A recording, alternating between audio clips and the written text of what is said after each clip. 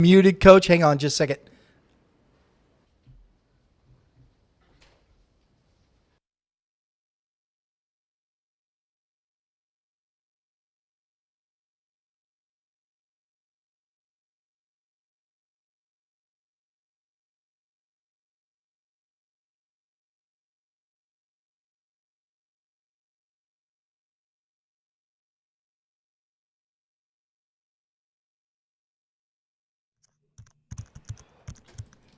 Hello, everyone. Welcome inside the Red Earth Production Studios for this edition of the YBM Press Box. It is Monday. We're live. We're going to have a good time powered by Game 7 Baseball. Game 7 Baseball.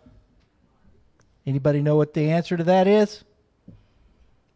.com. Oh, it's on your hat. It's right there. Right. Should have known. Right there on the hat. Okay, I see it. Staring right at you. That's okay. Hey, look, in 3 weeks, Cinco de Mayo, we're going to be out with Game 7 Baseball. It's a lot of fun. We get out with the little guys. We do baseball trivia interviews, highlights with all the elementary, middle school kids. It's a lot of fun. We got baseball trivia. Cinco de Mayo. Then we have, what's the next one after that, Drew? I forgot. Jeez, that's terrible. Oh, Midland Invitational. And then we're heading to Branson for the Armed Forces Day Classic. We'll be at Ballparks of America with Game 7 Baseball. So we've got a huge 3 weeks there coming up. We're also going to be doing some live streaming down in Springfield area. We got Webb City and Joplin on tap down there. Hopefully be the big finale, last day of the baseball schedule. I'm hoping to get Willard visiting Logan Rogersville. That should be a fun one. Last day of the season, right? That's the way you end baseball, just like that. So we'll see what happens. But anyway, today on the show, YBM Press Box, we're going to start off with our special guest from Rockbridge High School, the head coach, Justin Tao. Coach, thanks for taking the time to join us. Yeah, absolutely. Thanks for having me again. I appreciate it. So we've got the Columbia tournament. Is it the Rockbridge tournament or is it Columbia tournament? Which one is it? Yeah. Well, I put it on and do the legwork, but we call it the Columbia tournament because I still need Hickman and Battle to help for this thing to go. It takes a small army for this thing to get off the ground. So it's the Columbia tournament. It is the Columbia tournament. Okay. So I always want to make sure we know that. You had a great, you have 4 pools.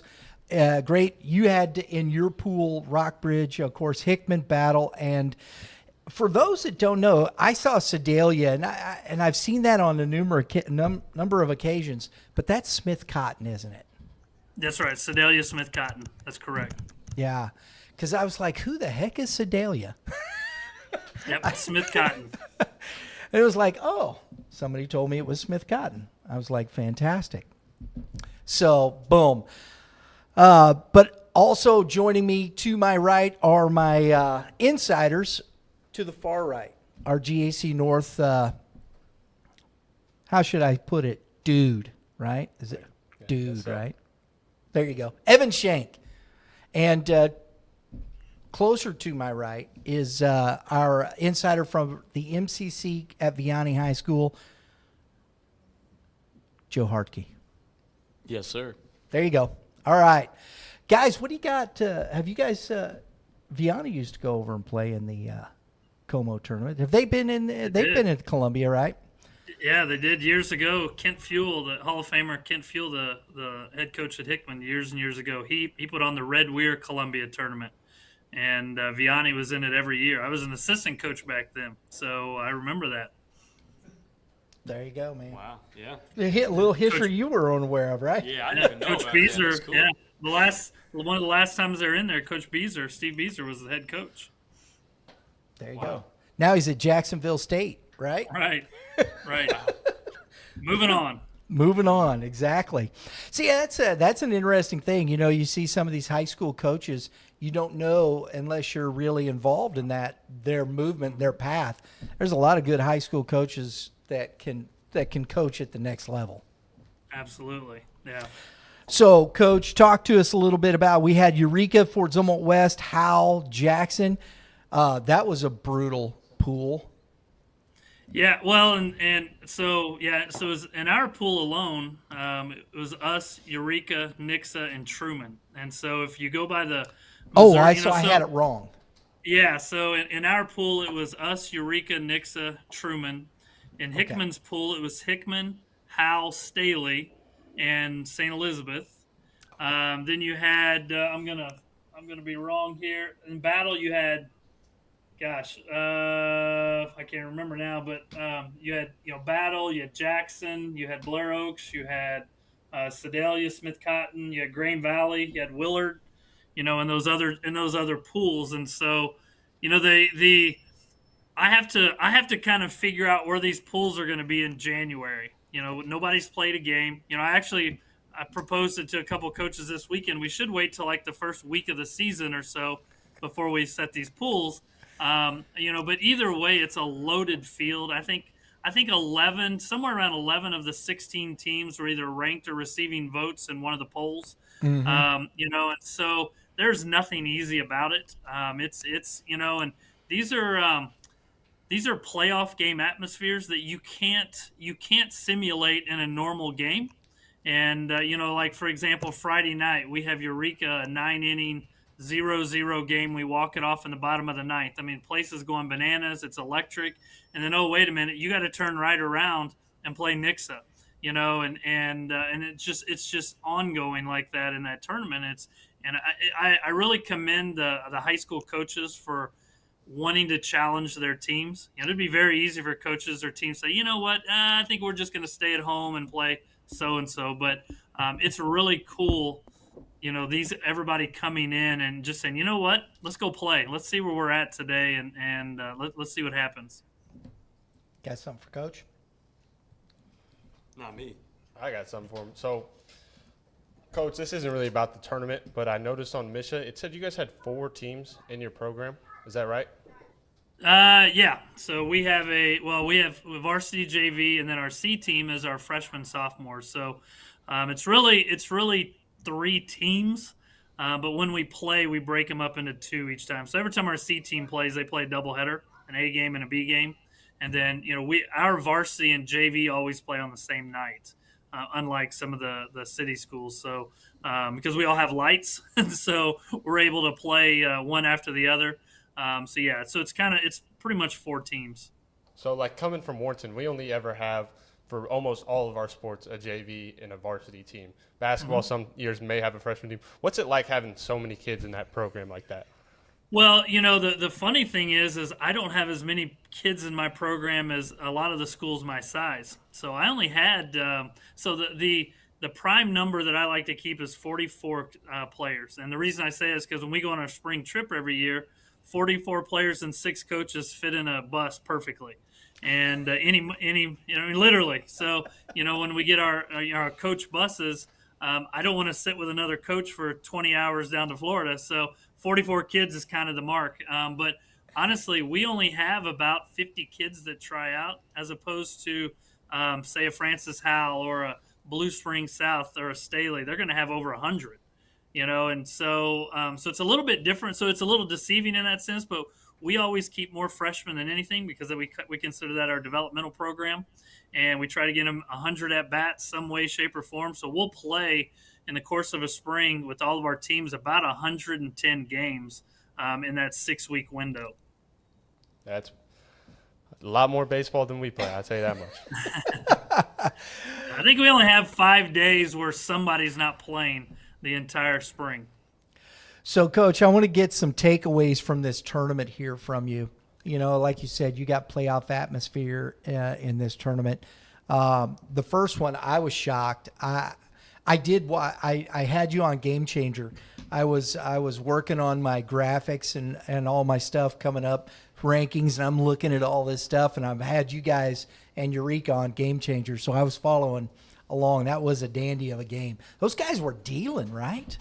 Yeah, it was, and I mean, and so we had this is kind of a game that stems from last year too. So we had a really good Friday night game with them last year. We were winning. I tried to get a little cute with a pitching piece. It backfired. The Brady Purcelli kid who's at Mizzou now, he decided he wanted to put one in the parking lot, and so they took a lead. We came back and won it in the bottom of the seventh, and so it was the same way, just super electric, super crazy. But their assistant coach, Michael Hunt, he and I were roommates at the University of Missouri when we played baseball at Mizzou. And so, in fact, he was the best man at my wedding. And so, as soon as that game was over, he said, Justin, we want to play you again next year, Friday night. It was awesome. And so that's why that game was there, and it was the same thing. Their pitcher was really good. Our pitcher was really good. There were, good play. It was good, clean, high level baseball. And I say quite a bit, there's a class 6 a lot of times is like playing small college baseball anyhow. Mm-hmm. Mm-hmm. And that game was, kind of the epitome of that. Just every pitch meant something, every play, every swing, just a lot of fun. I love the lights, the atmosphere of being under the lights on a night game baseball. We're going to have one tomorrow night because we're doing the G.A.C. Classic. We got the Central and South this week, and we always have that 7:00 game, and it's always fun under the lights. I like calling those games. So it's over. Hal wins it. Give me some takeaways. Who are teams that you think coming out of this that we have to watch here, Coach? Well, I mean, I think the obvious one, obviously, is Francis Howell. I mean, their pitching depth was on display. I mean, in the last, the championship game, their guy throws a no-hitter who's I don't think has even thrown that much on the season. Colin Lovelady. And so even against Nixa in the semifinals, they're throwing an upper 80s guy, right? Mm-hmm. And then now they're bringing a really good pitcher back for that. So when they're swinging it, and with those arms, I mean, they could feasibly play 7 games a week every week and never tax their pitching. So that's really hard to deal with. Staley, I'm just going over the obvious ones first. Staley, same way, loaded with arms. I know they had a rough game against Howell, but that's not the norm. That was kind of the exception. Nix's number 1, who we faced, the Gamble kid. Wow, he's electric. They had their top of their lineup is really good. They're strong. They might be the strongest hitting team, just striking baseballs. Eureka was deep in arms. I didn't know they were that deep in arms as well. And I think they're going to get better and better as the year goes on. Looking at their district, that's definitely a winnable district for them. But then, and Zumwalt West is Zumwalt West. They're just gritty baseball players, right? And so, them and Hal are going to have another epic battle, I'm sure, at the very end with that. Jackson was, this is, Jackson's first time coming up.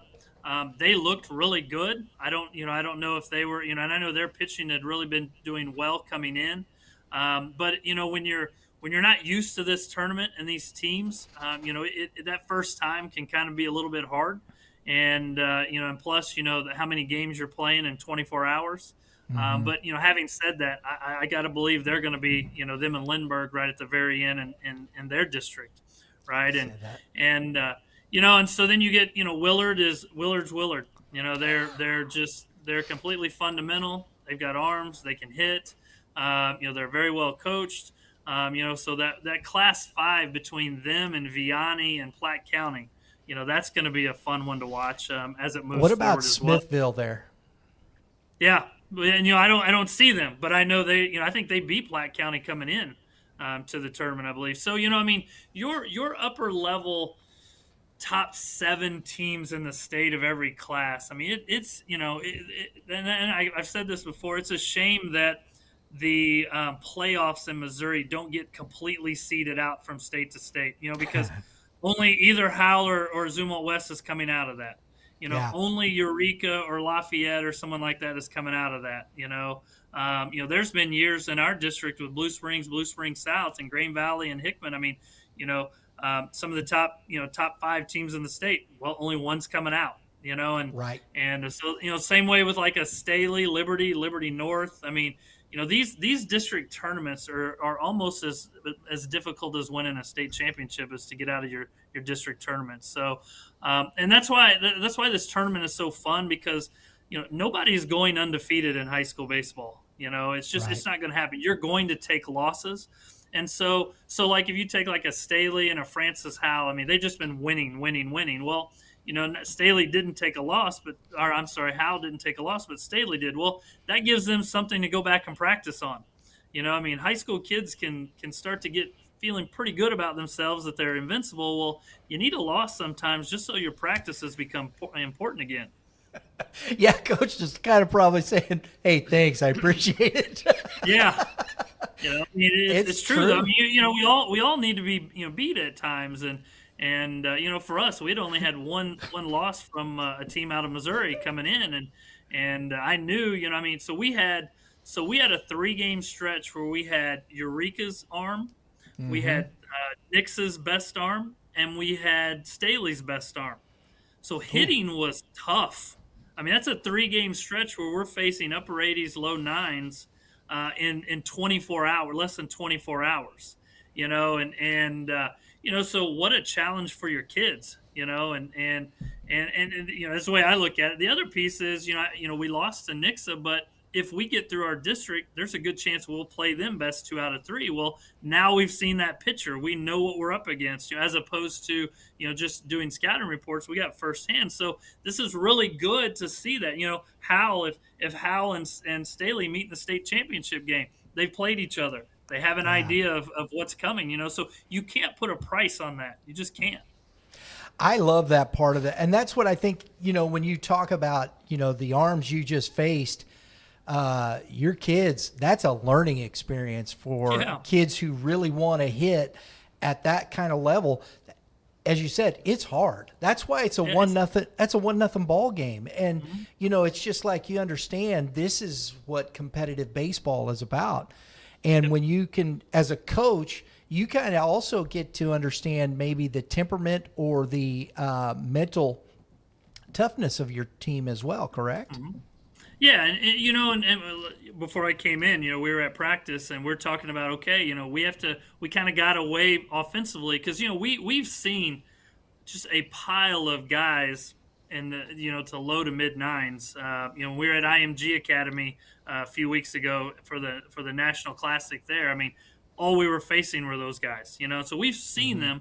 I thought we got away from our approaches that made us really good. And you pay for it. You pay for it quickly, and because there's no time to practice, because it's just game. You don't get to go back and say, all right, let's slow this down. Let's get back to who we are, which is, today was the first day we could do that. And so, yeah, I mean, we had Eureka and Nixa on Friday night. We didn't get done till probably, I don't know, 10:30 Friday night, and we're back on the field at 8 a.m. facing Earl Beck from Staley, who's was 91 in the first inning from the left side. So good luck. Get the sleepy out of your eyes and start swinging the bat. So there's just no give, right? No. And which is why it's college baseball. We are literally playing college baseball. And I agree. so for your kids that say, "Hey, coach, I want to play college baseball," well, can you do this? I mean, Yeah. it's a great eye-opening experience for everybody on that. And you're exactly right. You learn a lot about your team, a lot about the grit of your team, and again, it gives you something to work on and click them back. You kind of center them back up moving forward. Coach, I'm going to get you out of here on this, and I've already messed up. I'm looking at this. I wanted to talk to you about this. The first time I threw up our KC suburban rankings, and you know what's strangely missing from my power rankings, and I don't know why, because I have you ranked number 8 in our Class 6 rankings. Is your team? I don't even have you in my power rankings. I messed that up bad. Well, apparently we got left out of the Missouri High School Baseball Coaches Association this week. We're 6 on that, but we're not even on the list. And No. we were 5, and now we're 6, but somehow we just got completely left out. So it just must be what maybe someone's telling us something, But no, we talked earlier. We're we're a scrappy team. We are pitching this like a big league team. My guys are 6 outs or 9 batters, and we go to the next guy, and it's working so far. And I'll put our schedule up against anyone in the state, even out of state. The guy in that national tournament IMG, there was 6 nationally ranked teams there. We opened up with the 27th ranked team in the country. Then Poly Prep was there. I mean, there are big league scouts everywhere. So I mean, my guys are battle hardened. But I told them today, if you said, hey, I can have pitching or hitting, I'm taking pitching every day. Yeah. And and so because that's what's really tough, especially at this level. It is, man. It is. And you guys, and that's the thing, setting yourself in motion for that type of schedule, putting yourself in that place. There's so many good baseball teams. Do you guys still have Jeff City on your schedule? Yeah, so we split with them a couple weeks ago.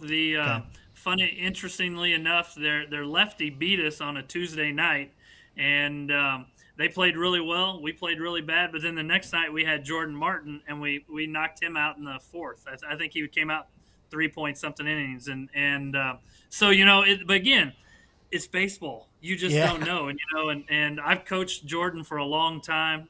He's like a son to me, and which is probably bad because I know his strengths and weaknesses, and a lot of my seniors, we all I coached this senior group all growing up. And he was with those guys, and so they know him too. So so Jeff City is good, man. They're gonna have something to say in that Class 5 with those arms and those bats. They are strong and they can swing it.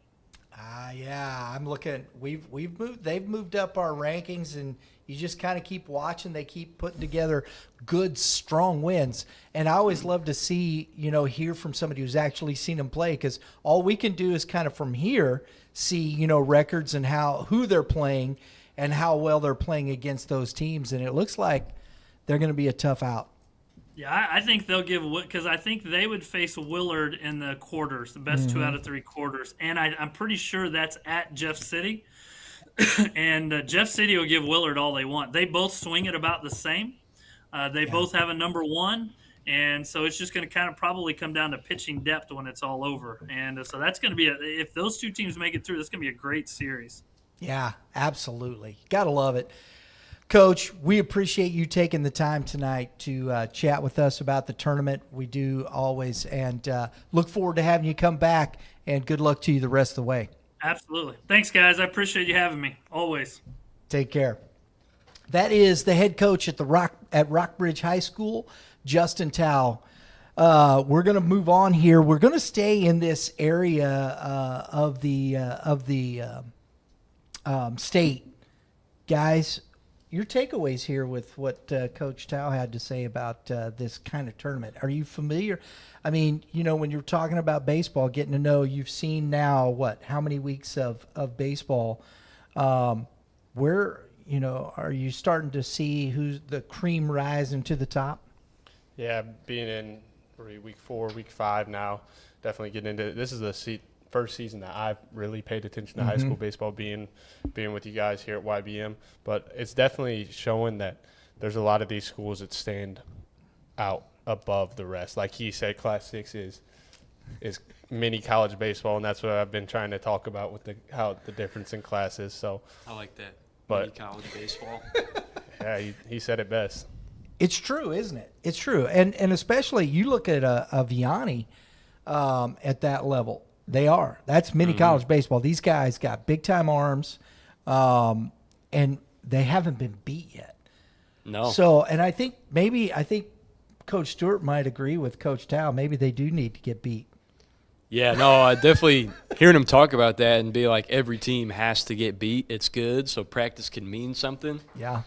When you're 17-0, like Vianney, you start to maybe get a little worried. Like, obviously you're confident, but you might need to take a lot. I don't think so, though. I mean, you can just keep you winning. can just roll through everybody, and then you'll be undefeated all year. So. I will say, obviously football is different than baseball. Yeah. But we were undefeated all regular season in football. And look how 2 far years they in a made row. it. 2 years in a row. And but yeah, sometimes those practices, you do tend to mess around. Sometimes coaches let it go. Sometimes coaches really don't like it. But taking a loss is definitely a learning process, and if you're winning so much, it's a good thing. But sometimes you do miss out on those values and stuff that you need to learn, especially once you get deeper into the season. We got another guest coming up here shortly. Should be on the show here soon. We got David Starns, the head coach at Northland Christian, the Trailblazers, coming on. We're going to talk to him. Class 1 school. This is going to be an interesting conversation, guys. First, though, I want to go through our Class 4 rankings. I want to get your thoughts on this. Now, I know you know some Class 4 schools. I don't know how much you know about Class 4 schools. That's cool, though. But at the top, Summit Christian, Kansas City school. They're 15-1. Moberly, the juggernaut, 17-2. They just won the Wildwood Bat tournament over in KC. There's Logan Rogersville, Father Tolton, Fulton, Blair Oaks, Duchesne. I think Duchesne. You know, that's the one that surprises me the most, guys. They were Class 3 last year, won the state championship. They've come back. They got bumped up because of championship points. You know how that works being at Vianney. Here you go. Here's Duchesne, 13-3 in Class 4. That's pretty impressive, don't you think? Yeah, it almost feels like they should have been here already, you know? Right? Well, this is a good team. And I think what's more impressive is they don't have their number 1 from last year. Really? Yeah, TJ Greasy, he's out with a injury. He's not pitching this year, and he was lights out for them last year. So I think that's even more impressive when you come to that point. You know you don't have your number 1 from last year back. It's not like he graduated. It's an injury. So I think it's even that much more impressive personally. Down the line here, you got Seneca, and then Nevada, St. Michael, the Archangel. Who doesn't like that name? You know, I mean, goodness. It's just long. And then they're the Guardians on top of that. So it's hard to put it all in there because it gets like that long on the screen. It is what it is. Southern Boone out of Ashland. MICDS. You guys are familiar with MICDS, right? You guys play MICDS, don't you? I believe we do. I can Is it on the schedule? check that for you real fast. Yeah, check that. Do that real quick. I want to see. Chillicothe, the one we missed, we got them at 13. They're 12-4. Excelsior Springs is another Class 4 school that plays like all big-time Class 5, Class 6. They just go out and play everybody. Eldon at 10-5. St. Charles West. Good team there. That's our first G.A.C. school in Class 4 at 8-6. What do you think of St. Charles West? Where do you think they're at? I think 16 is valid there. I think they're definitely starting to hit like their swing in the season. Like they're finally starting to find some footing. They're on a 5-game win streak here. They swept Orchard Farms last week. And finally getting out and watching that team, other than them playing against Warrenton that game that I went to, they're solid. They got bats up and down the lineup. Right. They've got great pitching. So I think they definitely have a good shot. But I think where they are now in the rankings is pretty fair for them having that little rough start. I'll tell you, that was a fun game last week. G.A.C. Classic. Gehring hit that bomb. Yeah. Woo-hoo-hoo. And then Brody Anderson. But Max Kelch was equally as good for Orchard Farm. That was just a well-played baseball game. It really was, yeah. Defense. You know who was impressive? We'll get to some of these, but I thought just that whole defensive side of the ball for both teams. I thought Bryce Daniel, shortstop for Orchard Farm, made some nice plays. That was just a well-played baseball game. Yeah. And, you know, you think, oh, it's Class 4, you know, whatnot. No. With the right person on the mound, both of those teams, I think Warrenton the same with Carter Martin on the mound, can compete. Will they win a Class 6 or a Class 5 or a Class 6 matchup with Warrenton? Maybe. Carter Martin can pitch. St. Charles West, can they compete at Class 5, 6? Depends on who's on the mound. They can, though. Will they win? Not necessarily.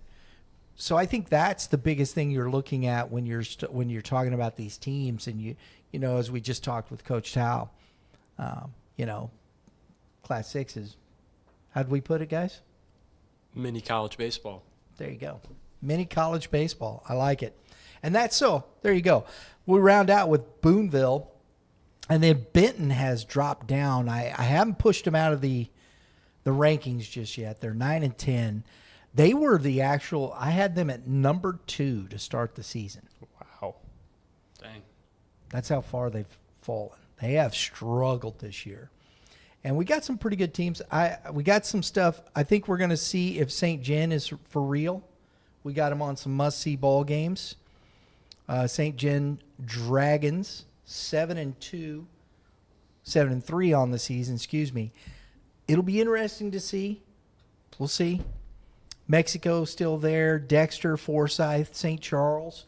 St. Charles is another one I think that's right on the cusp as a Class 4 school. They're playing really good baseball. We saw them.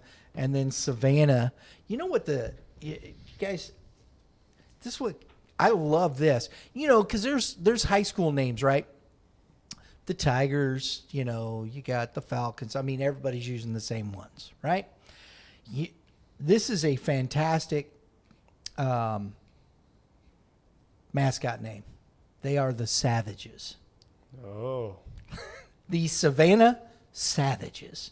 Man, that is fantastic, isn't it? I like that. Yeah, I like that. Rolls off the tongue. There is we're going to start looking at doing a top 10 list of high school mascot names because definitely in Columbia, you know, Hickman, right? You know what the Hickman? Yeah, the Cupies. The Cupies. What the heck is a Cupie? I don't know. Oh, my gosh. I wish there was high school mascots more. Like, I know Orchard Farms has, like, an actual mascot suit. I know Union Do has they an really? actual mascot suit. You don't see it as much anymore, which obviously some of them you probably can't do, but you don't see, like, dressed up mascots. And I think it's a great thing for, like, school spirit. You would have to would you want to get in a Griffin suit? You know, I don't even know what a Griffin is. You might not believe this when I tell you, but I actually have. I think you guys have a mascot, don't you? We You have a guys Griffin suit. mascot. I've worn it, done a couple foot races for charity. I swear. I love it. No kidding. It was hot in there, but it was fun. So what is a Griffin? Half lion, half eagle. Oh, cool. All right. Half lion, half evil. Eagle. Did you have wings? I did. Yeah. Had wings and a tail. And Did a you big fly? Old beak. And a big old beak. Yeah. I love it. Cool beans. I didn't know. But yeah, I love that. And over on the Illinois side, we did our show last week, and Teutopolis High School, right? Yeah. Their mascot is the wooden shoes. Teutopolis wooden shoes. I mean, how is that? That just cracks me up. How is that even a mascot? I don't even know what that is. Not too intimidating. Maybe they were but, from. We're gonna chuck our wooden shoe at you. I guess I could stomp on you. All right, we've got all the way over from Kansas City. Joining us on the show right now is David Starns, head coach at Northland Christian High School, the Trailblazers. Coach, thanks for taking the time. We appreciate you joining us. Man, I appreciate you guys asking. Absolutely. We're always in search looking. I love looking for the small schools because I love the stories here. You know, St. Elizabeth was just over at the Columbia tournament, duking it out with the big boys. I know you guys just won the Wowbat Wood Bat tournament, which I think is a fantastic. You guys just beat Mid Buchanan, which was a Final Four team last year, playing good baseball here. You beat the California Pintos, which we have in our top 20 in Class 4. You guys beat some really good baseball teams. Congratulations. Well, thank you. Appreciate it. You know, I think our kids just, we're a really small school. So you were right. We have about, our grades 9 through 12, we have about 115 kids total population. this is our 5th year with a baseball program. Right. They came to me right around COVID time. So, we didn't have baseball during COVID. So Sure. we didn't get to start that year. My kids used to go to that school. And my older son graduated from Smithville and pitched there. And they came to me and wanted to know if I'd start the baseball program. I kind of giggled. I said, well, I do have a job. you know, I'm an all-state guy. So I thought about it and talked to the wife. And yeah, I said, sure, let's do it. And first year we started with 12 kids Wow. and went 12 and 10. Don't ask me how. It was magic trick, I think, some magic that I have. But then we started, started getting some kids, some kids coming in. And we just have a bunch of baseball kids at the school. We're right dead center in between like Staley, Liberty, Park Hill, Oh, Oak wow. Park, Yep. Platte County, Smithville. We're right in the center of all those schools. And a lot of the parents just, didn't have their kids go to those schools. They wanted to go to have a private, Christian education. And Sure. for whatever reason, I'd say 40% of our kids have been at that school since elementary school. Wow. Dang. Coach, And oh, sorry, go ahead. I want to No, ask go ahead. you, with, looking at this, when you took this job, what is the thought process? Because to me, I mean, if you're coming into this, just at the baseline, it's about building a culture and starting that process in motion, Yeah. because winning is a secondary thing. You're starting to build towards those things. What was your thought process and how did you start that? Well, it's an interesting question. I did not have winning in mind, especially when I saw I had 12 kids the first year.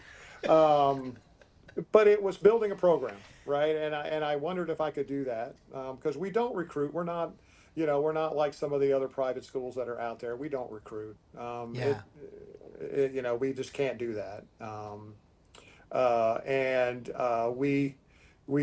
said to them, I said, hey, this is how I want to run the program. I run it like a big school, right? I mean, I don't go out there and just, hit ground balls and stuff. We're doing off season because most of my kids, some of the kids do play other sports because we have 8-man football and we have basketball. We don't really have too many other sports. We don't have wrestling or anything like that. And we just run an off-season program. Weights. I say 80% of our kids play travel, in the summer. Yeah. And we just develop kids. I mean, I can tell you 2 of my juniors who start right now, they were not playing at that level when they came to me as freshmen. So we just work with them, get them on, try to direct them to good programs around Kansas City. And there are tons of them, right? Yeah. And we just tell them, just play. And if you can't get on a travel team, get on a team, go play in the summer. And then we'll kind of fill in the gaps when the off season comes around. Right. Exactly. And since that time you guys started, you've won 2 district titles. Last year you had 24 wins, which I think is that's huge for, no matter what. I understand there may be some things to it, but 24 wins in a season, I don't care who you're playing. 24 wins is a lot of wins. Yeah, no matter I was what really class. excited about last year. Yeah, I was really excited about last year. Oh gosh, yeah. And but I felt like at the end of the day, the schedule probably wasn't as strong as I wanted it or needed it to be. Gotcha. Right. So this year, as you can tell by looking at my schedule, I wasn't shy No. about who we were going to play. Right. We started out with 2 4s and a 6 the first weekend. But 2 weeks before we started, my starting catcher and my starting second baseman, my catcher just came back this weekend. Oh, wow. So I've been going with, 2 backup catchers and a variety of people at second base. And I think that's made us a much better team. They're playing meaningful innings, meaningful games, and they're competing. And this weekend, the catcher did come back, so that was a big plus. He's an all-state catcher. He's really good. And they know they can win. You know, I've got pitching. I've got a lot of pitching. You know, I was listening to the coach before. Pitching wins, right? Exactly. Amen. And yeah, I've got a couple kids at my level. At class 1, I got 2 kids that throw 86. Oh, Wow. Yeah, and I've got one who's my number 3 this year, who was my number 5 last year, and I didn't lose anybody pitching wise. And he's my number 3 this year, and he's about 81. man. And I got 2 juniors in the top 3. Wow.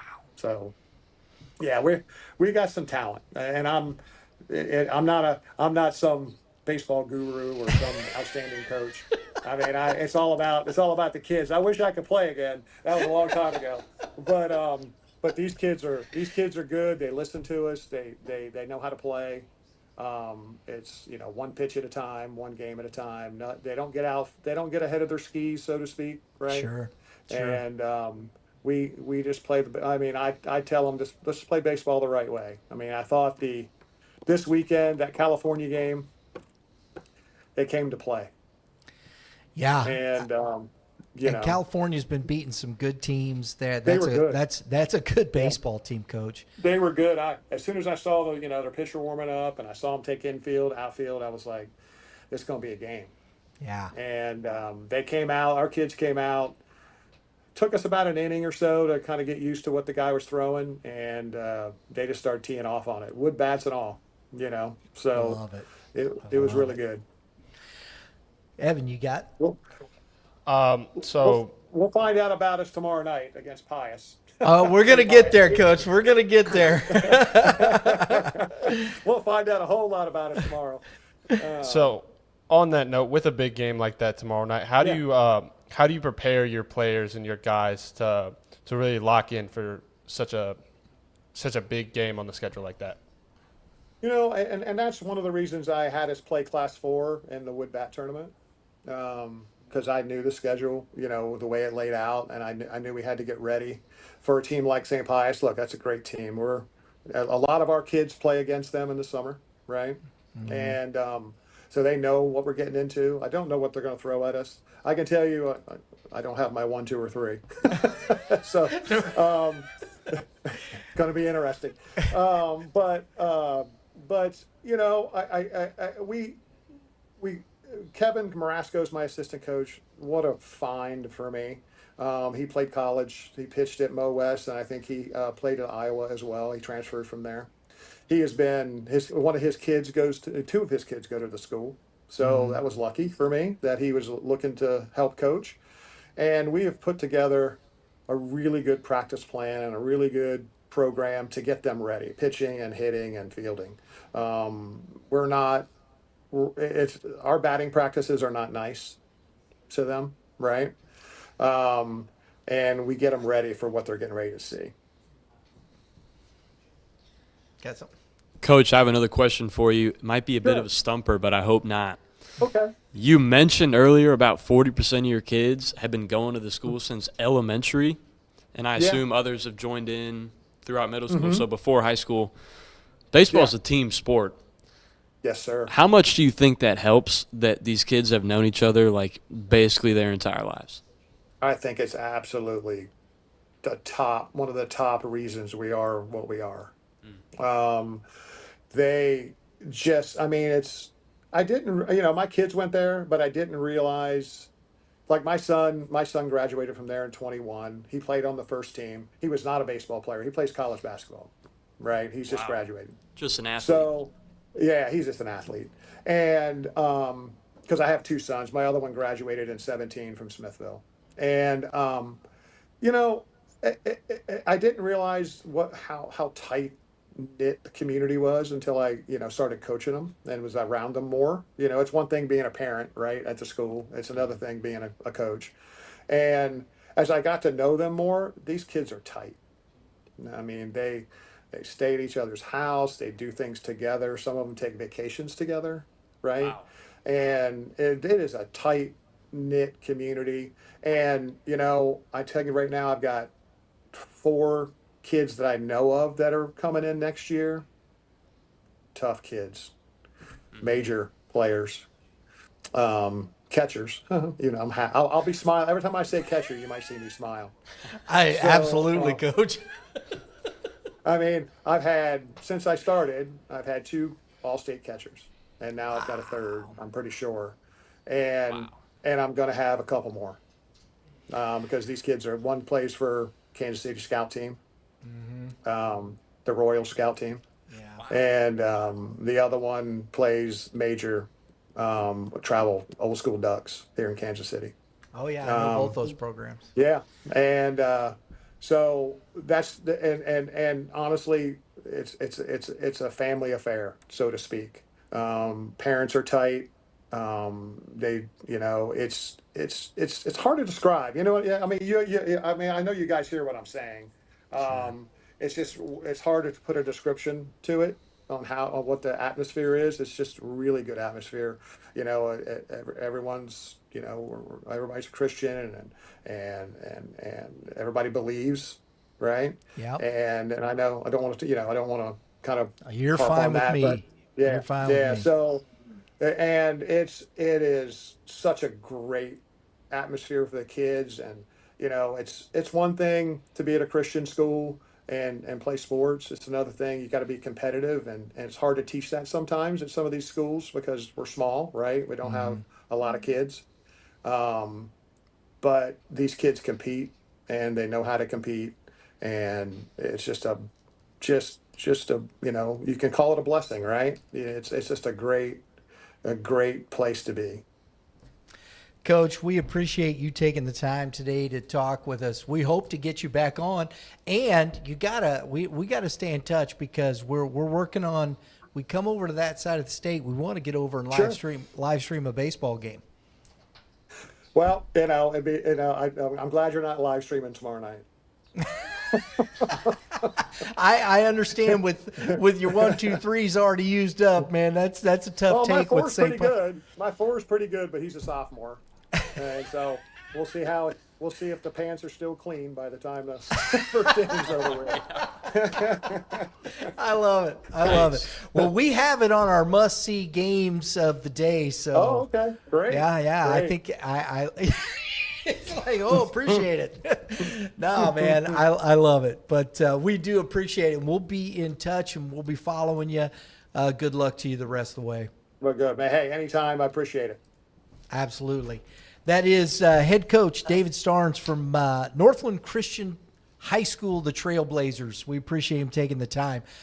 Guys, it's such a different, right? I mean, even Class 5, and as small as Warrenton is, I mean, Yeah. that's a huge difference. I couldn't tell you how many kids we got, but Probably more than 100. building that up is definitely a tall task for them. But I liked what he said about the community and stuff, because coming from Warrenton, a lot of the community and the atmosphere, especially when you're winning, it feels great. It really brings the town alive. And I wonder with Vianney, like how many people know each other in Vianney? Is it like that?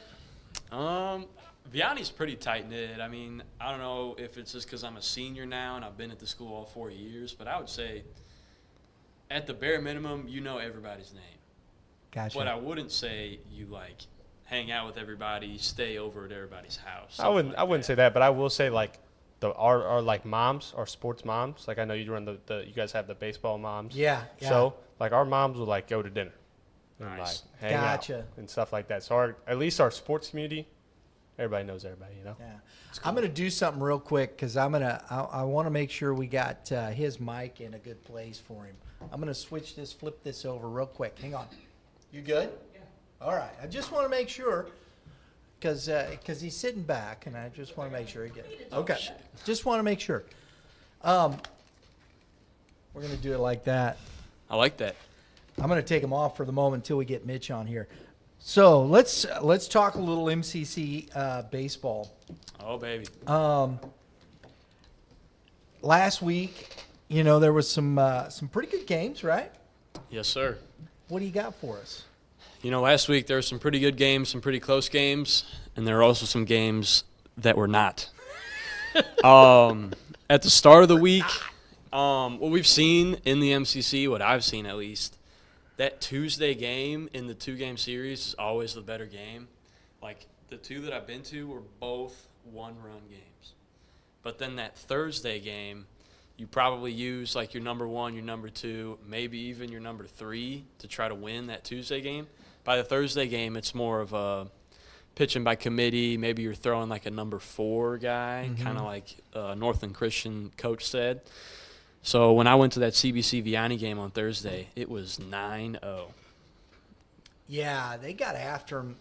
You know, I was a little surprised by that, but they got after CBC in game 2.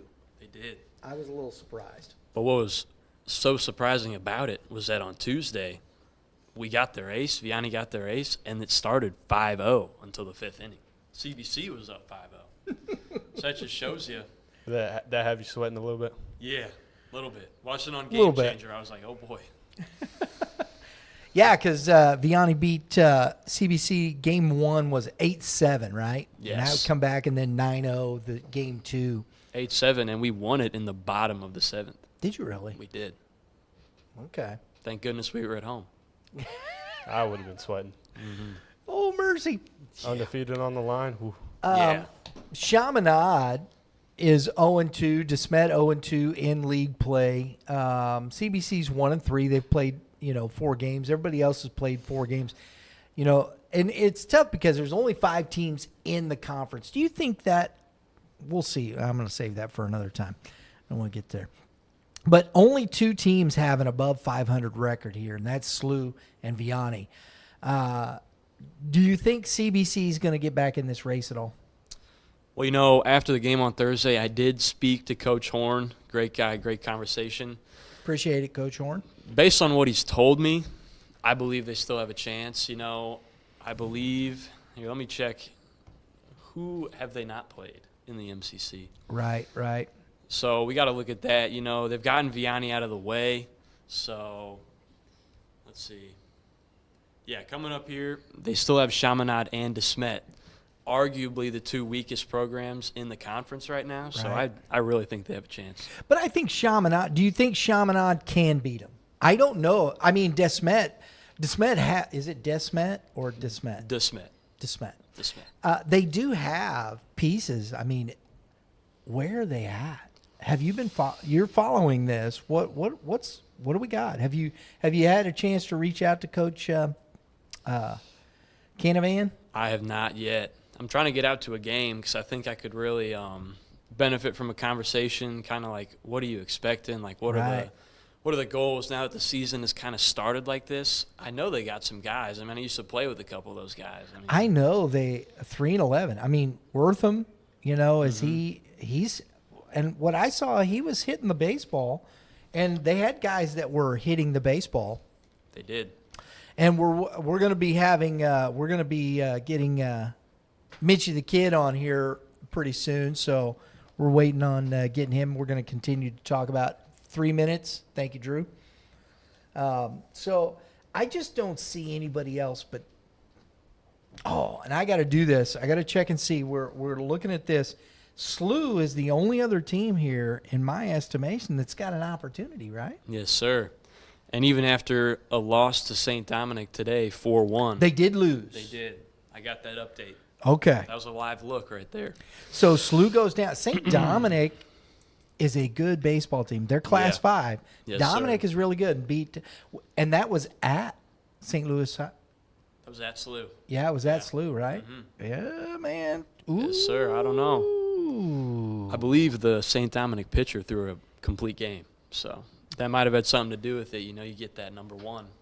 St. Dom, that's a good baseball team. And, I know this is where I was waiting to see. SLU's played some good teams. They played some solid teams.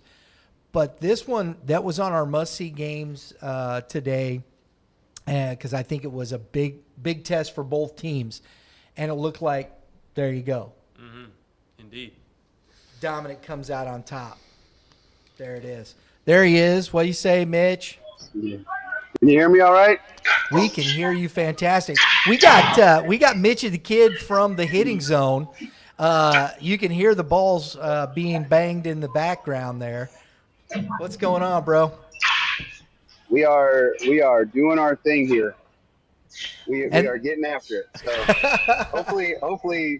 hopefully the pings aren't too bad, and I get to spend the next few minutes with you guys before the guys come in and get a bullpen session, and we're going live. So yeah, I'm excited. Very good, very good. Well, we've got we'll jump to the G.A.C. right off the get then, and we'll come back to the St. Louis Suburban. We were at the G.A.C. North. Evan was with us for all 3 games. Evan, I'm going to start with you, and you and Mitch can kind of give us your take on what you saw of all 6 teams there in the G.A.C. North. So the first game of the night, we had Warrenton and Holt. Holt, they're struggling. They're struggling bad. I don't know. I always bring up the losing the 14 seniors, so I haven't cross-referenced anything, but I wonder how many of those guys out there have actually played Varsity baseball at all, so how much experience they have. But, I mean, they had a position player on the mound by the end of the game, and Warrenton was just walking around the bases. But Warrenton played well. They continue to do what they do, as I like to say. And I like to highlight their seniors because all of their seniors are batting 425 plus. So to me, though, the impressive thing, and you can speak to this too, is D. Sylvester is playing defense. That kid is smooth. His hands are beautiful. That backhand off of one knee and pops and throws a seed. Oh my gosh! The hitting offenses. High school can be up and down, but if you can play defense like that, you can win some ball games, can't you, Mitch? Man, you know me, I will always go to this. You cannot give free bases, and sometimes when you can take away that free base, that can change the outcome of a game. And unfortunately, Holt is struggling this year. I know Coach Perkle is working his best over there to try to get that team rebuilt, if you will, and cultured.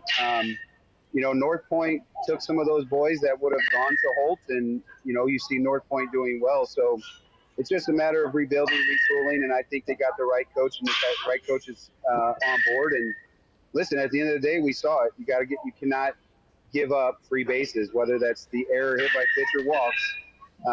You got to eliminate that. And even when you have good defense, you can't have 10 to 15 free bases in a game. You're not going to win. Yeah, they were walking around by the end. Our second game, a little cha-cha. Yeah, our second game was St. Charles versus Winfield. St. Charles took the win. I think it was 6-1. I like that baseball team. They're currently 4-0, so they're leading in the North right now. They're just their atmosphere, their chemistry, their listening to their dugout. I really like that team, and I think they have a shot at the North more than they did in years prior. I'm going to look and see. They're playing Pacific today, so I think that's going to be a great challenge for them. At least I think they are. Let's see. St. Charles, the Pirates. You liked the feel of that team too, didn't you, Mitch? Yeah, so I didn't put much stock into them going into the season. And you had even mentioned this was way before we even got to rankings or G.A.C. rankings. You said they were going to be a problem, and I was like, no, they haven't been in it. They haven't been in the mix for a couple of years. And shout out to Coach Bickle. When he came in and did that little interview with us, I thought, man, I better pay attention, because he said if they bring the energy, they're going to be just fine. They did just that. And I didn't highlight anybody from that game. Obviously, their pitcher did his thing. Overall, they just played really good baseball. And I was super impressed with what Coach Bickle did there and kind of how he is rebuilding that program at St. Charles. And man, I tell you, I'm not going to do it to them because I don't want to jinx nothing. They still have to prove it, if you will, to win that G.A.C., because St. Charles West is a real problem. Yeah, I fully believe that if they slip up, it could all be over in a flash. But I definitely think they could. They have a sliver. They've put their foot in the door this year for sure. Absolutely. Absolutely. Yeah, and it's Go ahead, Mitch. they're going to, I mean, they still have to play some of the top teams still, so it's going, they, I can't take away the 4-0. They earned that. They've earned their overall record. But when they play, the St. Charles West and they get after each other in Warrenton, I don't think they played Warrenton yet, correct? Nope. And that's two. I mean, they can quickly go be 4-4. But I think Coach Fickle's going to put them in position to, if not split, maybe sweep one of those series. Yeah, that's what we were saying. Yeah, that's what we were talking about that before the show. Evan, we were saying, if they can sweep one of those, St. Charles West or a Warrenton, they had a shot at winning that conference. They really do. I think they can. Who was it that pitched that game for St. Charles? Nate Mosley. And Nate, I should remember because he was our player of the game. Sorry, Nate. And he's a bulldog on the mound. Mm-hmm. They played Winfield in that game. Winfield, they're struggling, but I feel like they have some life. They're 0-4 in conference, so I don't know if they can dig themselves out of that hole. But they got good players. They got bats up and down the lineup. With Winfield, in my opinion, I thought Warren Conrad pitched well, and I'd never seen him pitch before. And he even said in it, because he was our player of the game, he hadn't pitched since his freshman year. And Colin Morse has struggled this season. He's got some injury with his arm. It's been troubling him. So I just don't know who else Winfield has pitching-wise that's going to be able to do anything for them. So I don't see Winfield being – they can compete, and they'll always compete. I think they're a tough team as far as that's concerned. They'll compete, but I don't see them making a run at all. Yeah. To end the night, we had Orchard Farms and St. Charles West. Great baseball there. Fans might look at the score and say, "Oh, it's 1-0. It must have been a snooze fest," but it was quite the pitcher's duel. If you think a 1-0 ball game is a snooze fest, then you aren't a baseball fan. Sorry. But man, you know what?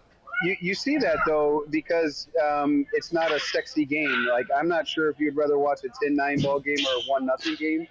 In a 1-0 game, you can't make mistakes, right? And in a 10-9 ball game, you can make mistakes. So that 10-9 doesn't play like a 1-0 game. I tell you what, both pitches were good. I haven't seen Max pitch before. My first time seeing Brody. I know Brody from the offseason. He trains here at the facility. But, I mean, he's 2-0 in conference play. With 13 innings pitched, he's yet to give up a run. I mean, to have a 1-2 punch, I didn't mean to kind of steal that there, but to have a 1-2 punch with Goring and now Anderson showing, and you still have Adam Falk to relieve both those guys. I mean, listen, St. Charles might be 4-0, but St. Charles West is still my pick to click over there. Yeah, I like how St. Charles West, they've settled in. They're in a 5-game win streak right now. Orchard Farms, I like their team. They got the guys.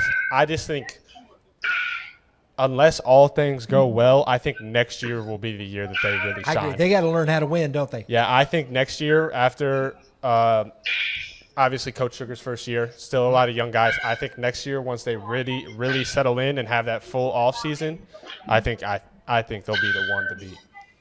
I think that's a great take. I really do. I think that's exactly where it's at. They're still trying to figure out. You've got to learn culturally how to win ball games, don't you, Mitch?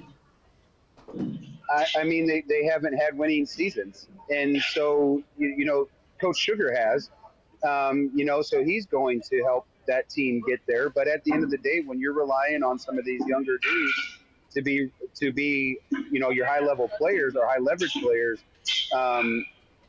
it can be tough on that group overall. And so you would like to see some of that senior leadership go ahead and step up and Daniels and some of those boys. But I mean, you have a sophomore with a size 15 shoe, and he's struggling right now. Imagine imagine if he can pick it up. I just got a note from my crack engineer group over there that it's Brody who's on the cover of the show. Basically, we'll put it that way. He's on the thumbnail. It's Brody Anderson. Oh, there you go. He deserved that one, but Right? listen, man, Brody is a quiet dude, like in general, and there's some things that we worked on this off season that I didn't even know was in the tank, and he is yet to reach his potential. So, and he's just a junior. I think St. Charles West, how do you replace a guy like Goring? Well, it's with a guy like Brody, and it'll be interesting on what's behind him next year. But with Orchard Farms, I think the farm, not farms. I think that you're right in saying that next year could really be don't that like year it. for that group. Titus Fisher was a guy that, going into that game, I think was like hitting like 700 or something in conference play. And so when will their big dogs pick it up?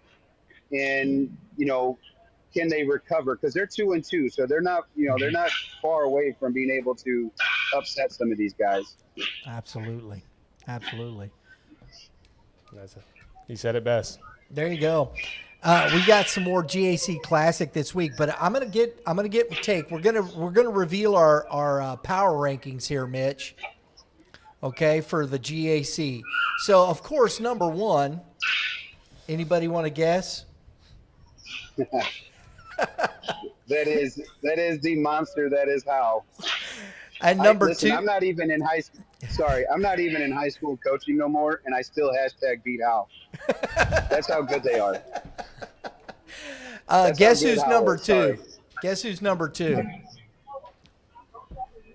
It's Zumwalt West. Yeah. That's easy. They are 1-2 in as far as the GAC is concerned.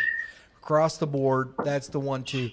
I have the North Point Grizzlies at number 3 because I really like I think this team, they're figuring it out. I like Coach Justin Schmidt. He's done well. They're 13-6. We're gonna see them tomorrow on at the GAC Classic. I'm really interested to watch this team play and see what we see. Jack Cowling, of course, he's the real deal. I'm trying to remember. I know I've got it here. Hold on, guys, because I had it, and then let me pull this up real quick.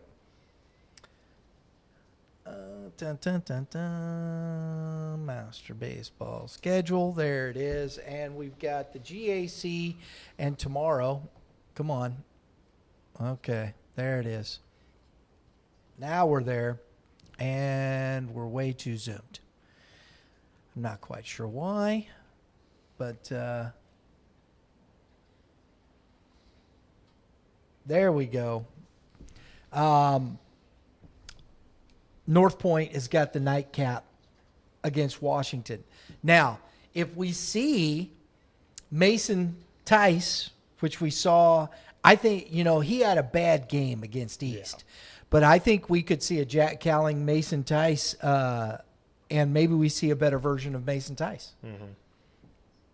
I think that could be with Washington. So that could be a very, very good ball game. It'll be interesting to see. I know Coach Goff, he's trying to get that team moving in the right direction there at Washington. But the first one out of the gate, and then I think the one to me that is really is impressive, and Wednesday we're going to see this matchup, is Hal North. Hal North is number 4. I'm looking forward to seeing them play Hal on Wednesday. That to me is going to be it's a must-see game in my opinion. That's the 2:00 game. So make sure you tuned in. You can watch on your phone, wherever you're at. Even if you're in class, turn it on, turn the sound down, watch the ball game. Did I say that out loud? No, I didn't say that. Do it. No, you did say it. I think they should let everybody skip school for this one. All right. Wow. Yeah. Hal North has all the hype. Ooh. I know the Hal North kids are going to be fired up for this one. Can we talk about that there? Yeah. Or do you want to come back to it? Well, I am So I think, Hal North over the last few years has kind of been the stepchild to everybody else. And, these kids have been there, and you talked about it already with experience. These kids have been playing since freshman, sophomore year, and now they're juniors and seniors, right? And so now you're starting to see the maturity process start to kick in. I mean, what are they, like 11, 12, and 4 or 5 or something like that? They're 10-6 right now. Oh, 10-6. I might have been looking at somebody else's schedule, but I mean, my gosh, their pitching staff is I don't know right now if you just look on paper, they have a better 1 and 2 out there, and that includes Hal. And I know with Skidmore and Curtis, they're obviously, we know what they are, but I mean, Stover and Howard, I mean, they've given up 2 earned runs, I think. I put down maybe 2 earned runs on the season between the two, and over 25 innings pitched. That's pretty stupid. Yeah, and in a good way. And they're competing. They're going out and playing a tough competition. They got a good schedule. At number 5, of course, is the Warrenton Warriors. They're 11-4. We got them ranked pretty good. I still believe a lot in Warrenton. Honestly, I still think Warrenton has a little edge over West right now. We'll see. I just because to me, it's slivers. It's slivers. And they've already played each other, right? Yeah, they split. And they split. That's where it's at. And you know what's interesting? That's what's crazy about this one is they both beat the other's number 1. Yeah.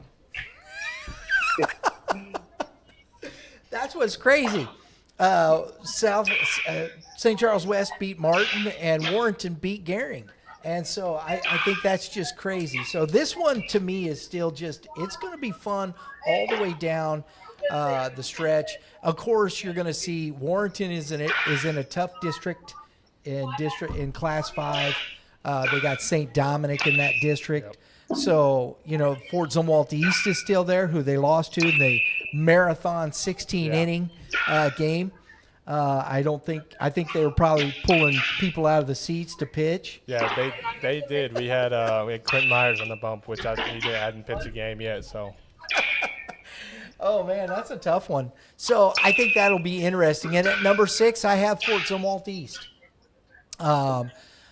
We saw them. Mitch, you can talk about this. We saw them at our game of the week. I thought they looked really good against Washington. I think they looked really good against Washington. They turned around and beat them in a close game the next day. You can never count out a Coach Hill coach team. And I think you have this one wrong with Warrenton at 5 and East at 6. Personally, I see East at 6, which I know that you could just really flip that coin. To me, I think East is a little deeper to be a little bit higher than Warrenton. But I was impressed with their catcher. He has got to be Pandolfo. He has got to be my catcher to watch. We had talked about it early in the year about catchers in the G.A.Cs or in the area, and that young man can catch and call a game.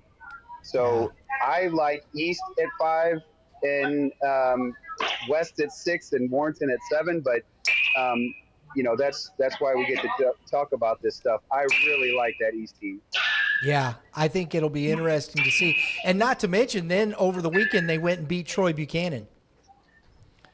East did 3-0. So I mean, those are good solid wins, and I think it'll be interesting to see. I have, as Mitch mentioned, got St. Charles West there at 7, Troy Buchanan at 8. I think Troy's they're 8-10. They got off to a horrible start, and so that they're trying to dig themselves out of a hole. And I think Justin Rogers is doing a great job with that young team. Anybody thoughts? Well, I can Mitch. go. I don't mind talking. 8-10 is not a real indication of. I think how their season's going. I mean, when you look at their early schedule, they had played some top teams that are ranked ahead of them, and they've got some losses on the board like that. They could easily be 10-8.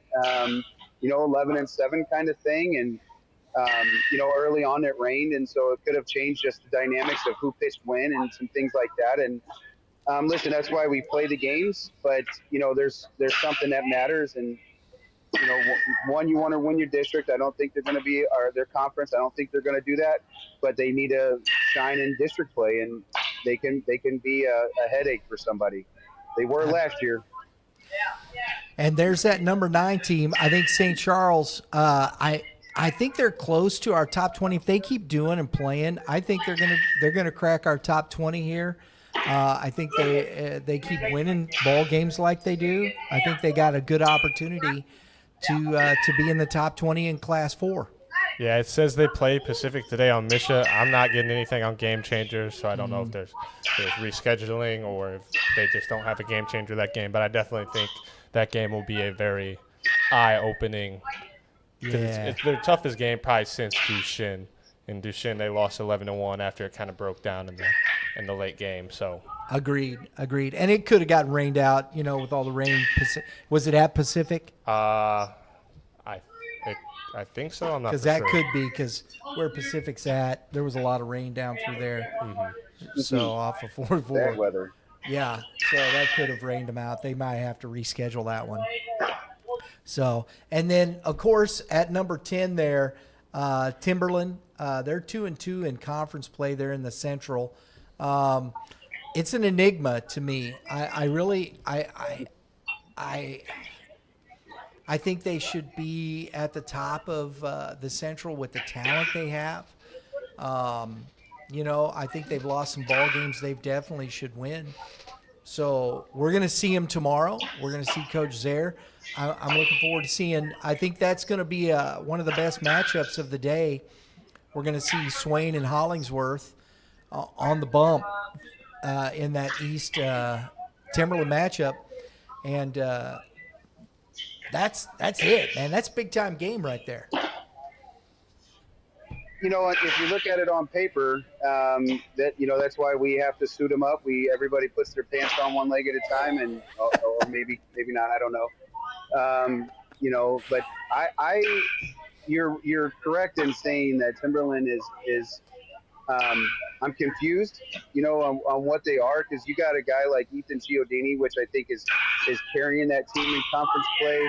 I mean, he's got 3 extra base hits already. He's got 7 ribbies in those 4 games. And then there's no offense after that. I mean, you got 4 or 5 guys with 0 batting averages with 15, 16 plate appearances. That ain't going to cut it. No. And ain't is a word now. So I think for me,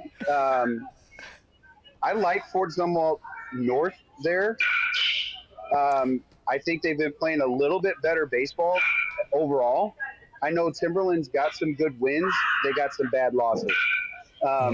And I don't know what it is. I'm a Timberland guy. Everybody knows that I coach there. I love Coach there.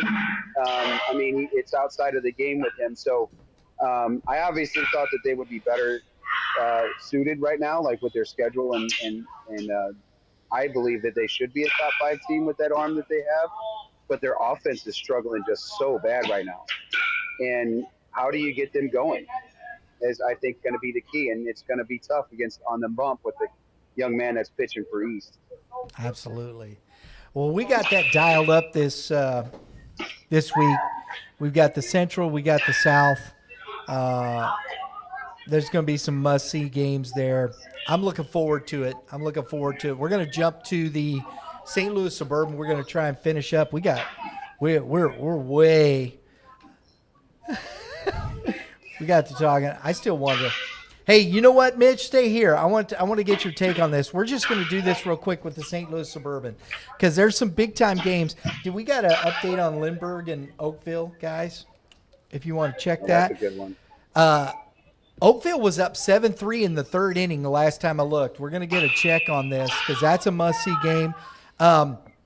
Vianney Slough, another must-see game we were talking about from the M.C.C. Summit and Eureka, I believe, are playing tomorrow as well in the St. Louis Suburban Conference. Kirkwood, Fort Zumwalt West this week. We got Howell North and Parkway South this week, so it's a little cross-mogenation going there between conferences. So it's a lot of good stuff. And while they're looking for that, we got some St. Louis Suburban Conference power rankings. We got Eureka at number 1. I think they've kind of solidified themselves up there. Lindbergh, though, what was the final, guys? 7-5 Oakville. 7-5. Oakville takes it. Ooh. Congrats to Oakville, because Lindbergh beat them first game of the season 6-5. So Oakville got them today's good win for Oakville. As you can see, we got Lindbergh at number 2, Summit number 3, Parkway South, then Oakville. I think those are the top teams. Marquette is right there. Oakville's loaded. We saw Jack Workowitz last week pitch so well against Parkway Central. That kid is a tough lefty. Oh, my gosh. I like Jack Workowitz a lot. Also, Parkway Central's got some young guys. We'll get to some of that here for too long. But then you got Marquette, Fox, 6-1 already in conference play. Lafayette's dropped to number 8. They're struggled, 8-7. Kirkwood, not enough yet to know, my opinion. They're 1-1. They're 8-3. They lost some the last, so I dropped them. I want to wait and see on Kirkwood. We're going to see him Friday, not this Friday, but 2 weeks. A week from this coming Friday, we'll see him against Webster Groves, Mitch. That's that reschedule. And then, of course, Melville, who my good buddy Mark Lee, right? He's making his case for Pattonville. I got to tell you, Mark, I still don't see it because Melville still got them. They're undefeated in conference play so far. So we're going to see. Pattonville's right there. It'll be interesting to see. They're in the green pool of the St. Louis Suburban Conference. So we'll keep an eye on Pattonville. They're 4-2 in conference play. So we'll see what gives there. But that's our power rankings. Make sure you put a comment below. Let us know what you see. I want to get to this last one down in Southwest Missouri. The COC, the Central Ozark Conference. You've got Neosho at 14-4 in Class 6. You've got Willard, who is number 2 in the state in Class 5, according to us, and I think according to a lot of people, right behind Vianney. I think they're I think Vianney's got them, but I'm looking forward to I think that'd be a fantastic matchup with Vianney and Willard. Oh my gosh. You got Nixa High School there. Ozark's been playing some really good baseball coming up that way. Glendale scuffling a bit. It'll be interesting to see if they can straighten themselves out. One of the toughest conferences, though, in the state there, because you still have Kickapoo, Lebanon.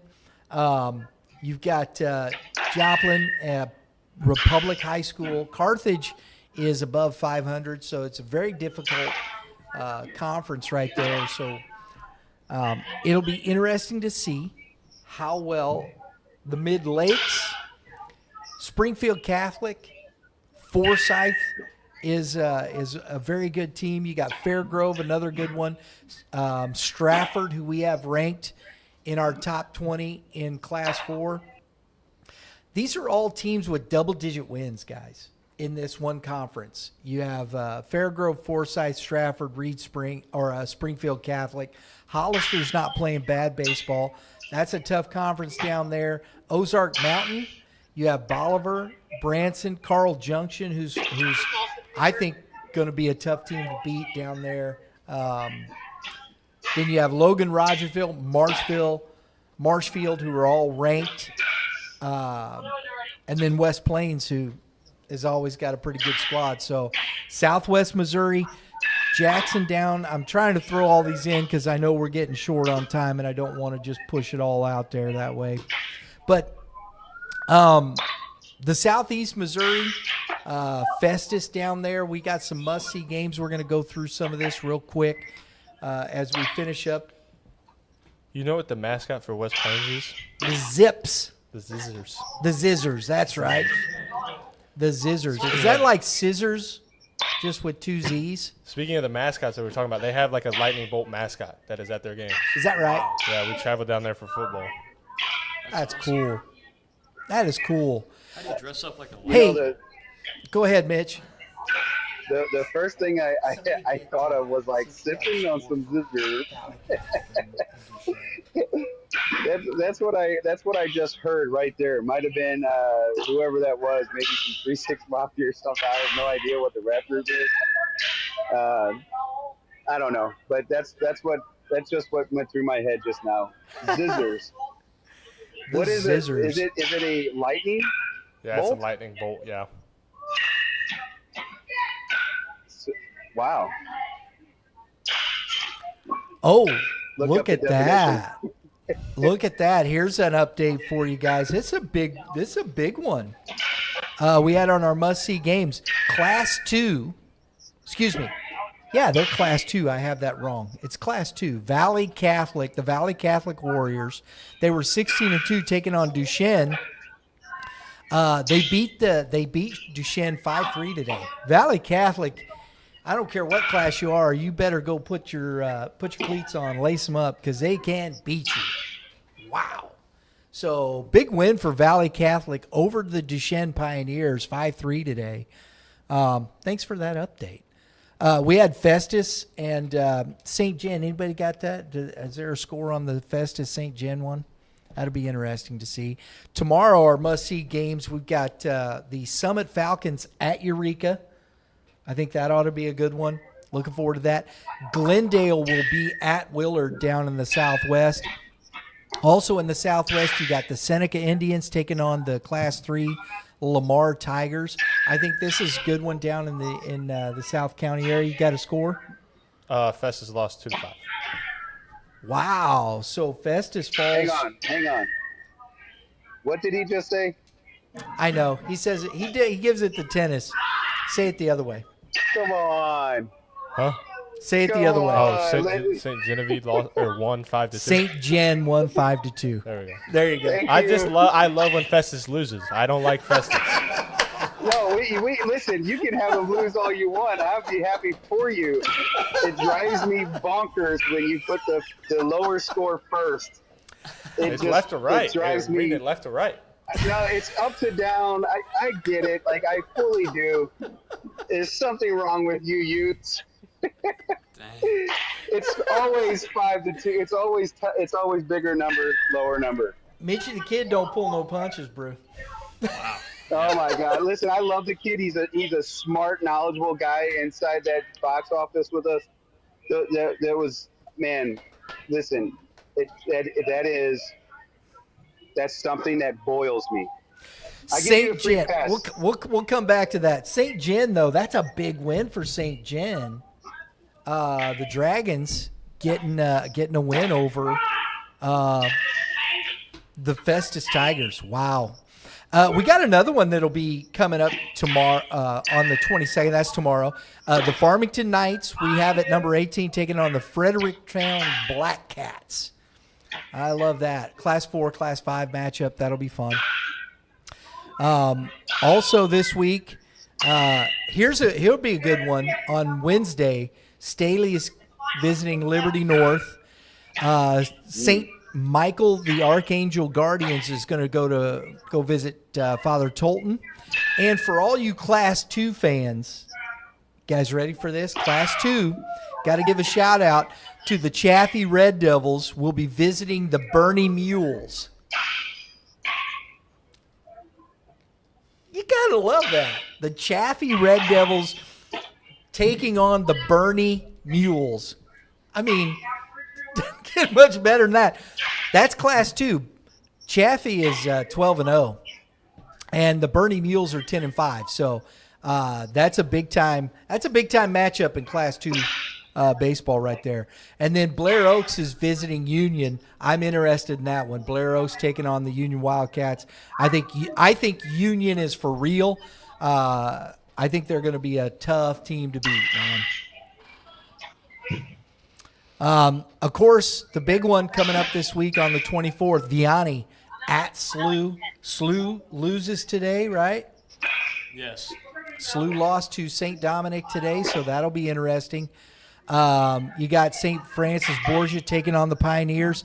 The Hillsboro Hawks will be going to Festus to take on the Tigers. That's a big rivalry game. That'll be a fun one. St. Jen will be heading over to Farmington. 2 Class 5 teams taking on. I think that'll be a huge battle right there. Farmington Knights, number 18. St. Jen is right at that level. Maybe ranked, maybe not. I think that's good. Friday the 25th, Westminster takes on Eureka. Howell North is taking on going to Parkway South. Got some more mules for you. Everybody loves the mules.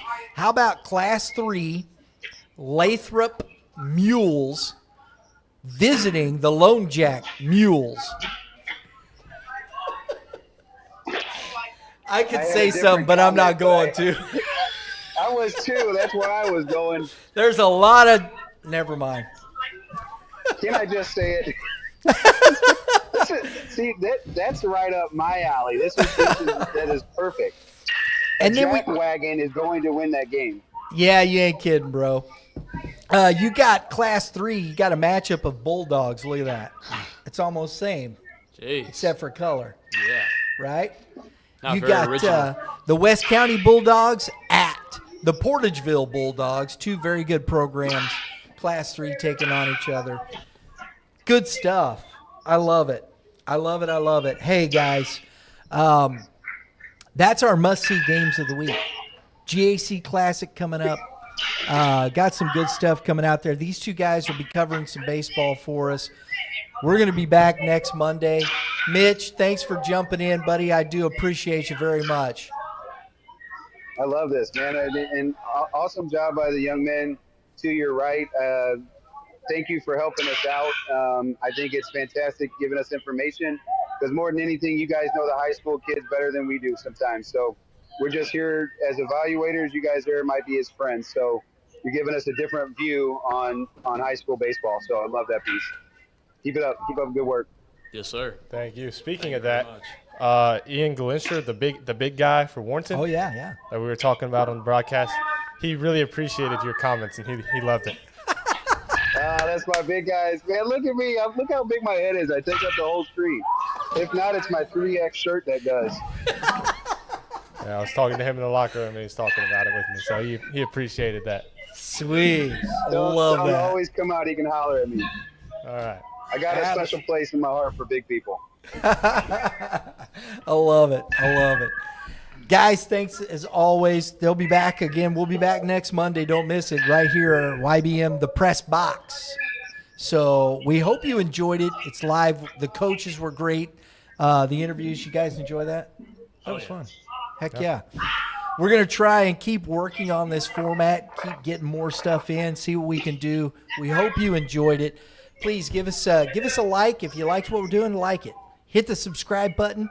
Hit that dinger, right, guys? Mm-hmm. What does a dinger give you? Gives you notifications. That's right. It's not necessarily a home run, but it's better. It's notifications for upcoming episodes just like this. And we appreciate it very much. Folks, thanks for tuning in, everybody. Have a great day in the Lord. All you pitchers, give them some advice. You know, I'm all out of original stuff, but I'm going to hit him back with Ice That Arm. Ice that arm. I like that. There you go. Hitters? If you're not going to get in the weight room and you're going to lift small, you have to bunt the ball. Let's go.